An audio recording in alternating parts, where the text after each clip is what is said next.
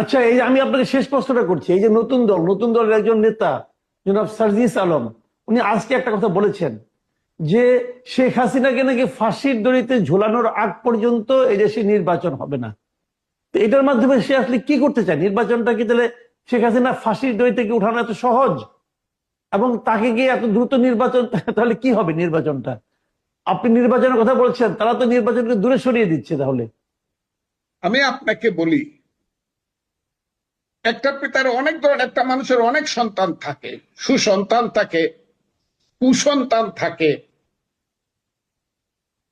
আর একটু ইজ্জত করে কইলে বলা যায় বেত্তুমিস থাকে, বেয়াদব থাকে।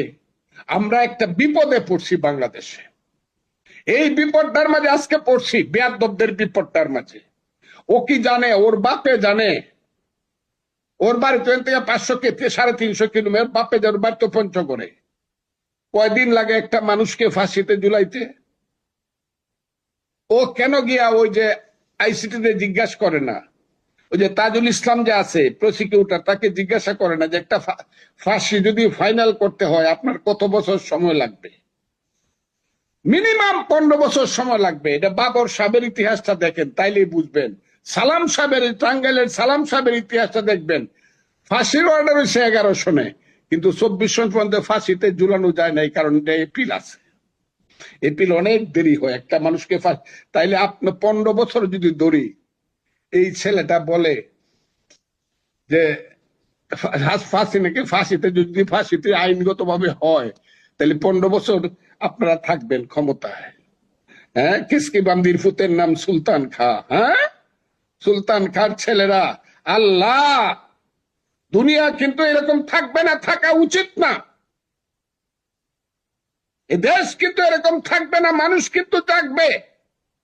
যারা বাঙালি জাতিকে চেনে না তারা এরকম কথা বলে। 1000 বছরের বাঙালির ইতিহাস, বাঙালি জাতির ইতিহাস কিন্তু ভিন্ন। বাঙালি জাতি কিছুদিনের জন্য ঘুমায়, কুম্ভকর্ণের ঘুম ঘুমায়, যখন জাগে সিডাক্সিন খাওয়ায় ঘুম পাড়ানো যায় না, ধরবে কিন্তু। দ্যাট ডে উইল কাম।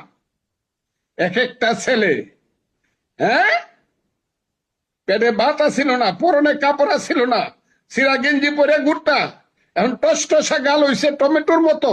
কোটি কোটি টাকা আর কোটি কোটি টাকার গাড়ি দৌড়াও, আর ক্ষমতায় জোর করে থাকতে চাও, আর বাজে কথাগুলো বড় নিয়ে এই দেশের সমস্ত মানুষের গণতান্ত্রিক অধিকারকে হত্যা করতে চাও কেন? ছোট মুখে তো বড় কথা বলা ভালো না। কাজে আমি আজকে আপনাদেরকে বলি, দেশটা যুদ্ধ করে স্বাধীন করছিলাম বইলা এইসব বাচ্চা বাচ্চা ছেলেমেয়েরা ছোট মুখে বড় কলা বলে, কিন্তু এদেশে কিন্তু গণতন্ত্র আসবেই।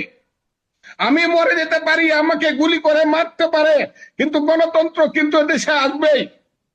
এবং এদের কারো জামানত বাঁচবে না। রিয়েল ইলেকশন হইলে পরে আমি চ্যালেঞ্জ করে দিলাম, বিএনপি অফিস থেকে জাস্ট খালি ধানের শীষ মার্কাটা দিয়ে রাখবো, একজন পিয়নকে দিয়ে দিব পঞ্চগড়ে, জামানত বাঁচবে না কারো। কাজে এত বড় কথা বলা ভালো নয়।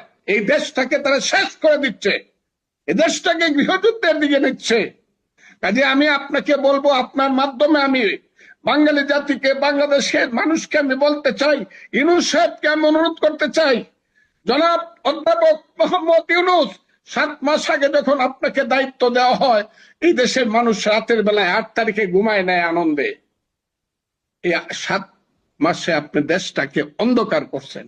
আল্লাহর দোয়াই লাগে সমস্ত রাজনৈতিক দলকে ডাকেন, সমস্ত রাজনৈতিক দলকে ডাকেন, ডাইকে জিজ্ঞাসা করেন কতটুকু আপনারা এই দেশে সংস্কার চান, at least in case of fair election. অন্য কিছু করতে যায় না, পারবেন না, সইটা ঐক্যবদ্ধ ভাবে করে তারপরে দ্রুত ইলেকশন দেন, দেশ যদি বাঁচাতে চায়। নাহলে দেশ ধ্বংস হওয়ার সমস্ত দায়িত্ব ইউনূস সাহেবের কাঁধে পড়বে। অনেক